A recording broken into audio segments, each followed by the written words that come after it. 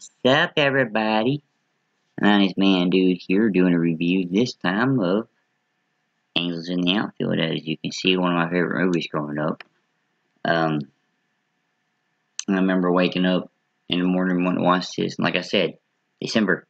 Correct? Y'all say something to me if I don't do it. This is my stylus for my phone, by the way. It's what I use so I don't get my hands get all oily because I have very naturally oily skin.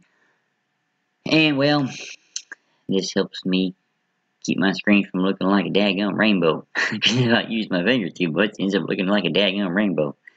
Yeah, I remember waking up every morning and wanting to watch this movie before I went to school. I remember rushing home to watch it a few times in the afternoon. I also remember going to a few friends' houses and being very excited when I see that my friend is on the movie and I'm wanting to watch it. We all sit down and watch it together. But as far as stuff like that I can remember, I remember that this is one of Matthew McConaughey's first movie before he became a really known actor. He wasn't known; he was kind of new. I'm not sure if this was his first movie or just one of his first. Oh no, his first movie.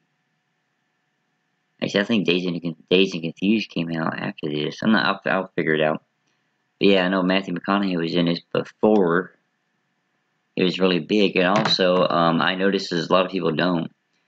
This movie's made by Disney. If you, the scene where, Roger, the kid named Roger, looks out the window and says, God, if there is a God, when he's doing his praying thing, if you look at the stars really closely in that scene, you can see Mickey Mouse made out in the image. Also, the funny part is, this movie, at the time that this movie was filmed, Walt Disney was actually the owner of the Angels at that moment. When they filmed this, it was Adrian Brody was in this movie. Adrian Brody was in this movie too. He was not very well known at that moment.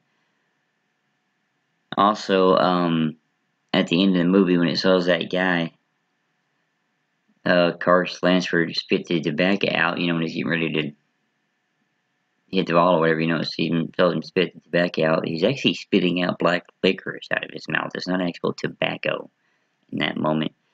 And whenever that kid, JP, little black boy, when JP says it could happen, he says that a total of 6 times throughout the movie.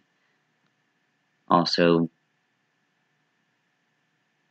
trying to remember, yeah, I'm cheating again because I told y'all before my seizures cause me to have memory issues sometimes, so I'm, cheating using my stylus and my phone and cheating because a lot of times I can't remember some of the facts about the movie. I remember growing up, man, I'm not sure about y'all, but I remember when I was a kid, I was obsessed with this movie. I wanted to watch it every day, every chance that I got, every time that I was able to. I was out watching this movie. I still watch it a lot today. I still enjoy it a lot today. What mainly got me to watch this movie as a kid is I knew that Christopher Lloyd was in it. And Christopher Lloyd has always been one of my favorite actors growing up. That's another reason why I wanted to watch The Pagemaster when I was younger. I'll get into that one later when I get to that point. But yeah, I remember watching that mainly because Christopher Lloyd was in it. So yeah, also it says here the film's tagline, "You Gotta Believe," also added to the film. It was coined by the pitcher Tug McGraw during the 1973. McGraw used the phrase to encourage his fellow New York Mets to successfully turn around an underdog season in the World Series. Also, the thing about this movie too, because we know how baseball is back then and now, just because they won the pennant in this movie doesn't mean they were champions. It just means that when they win the pennant, that means that they just win a chance to get to the World Series. They would still have to win some other games to,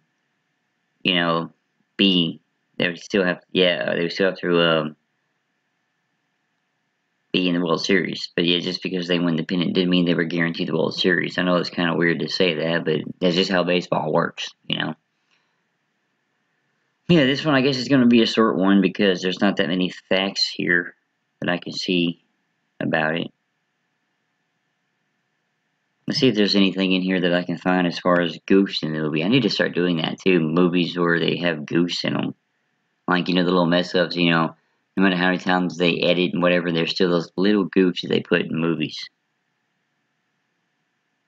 I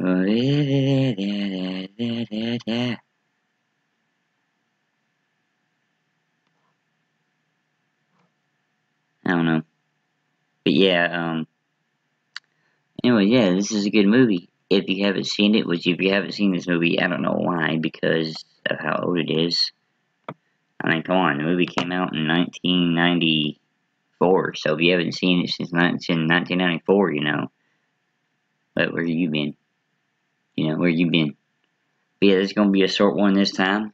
Like I said, it's December, the whole month of December. Keep my hat on. Christmas time. After Christmas, I'll do my normal thing. Yeah, this is it for this one. And until next time, I'll be back.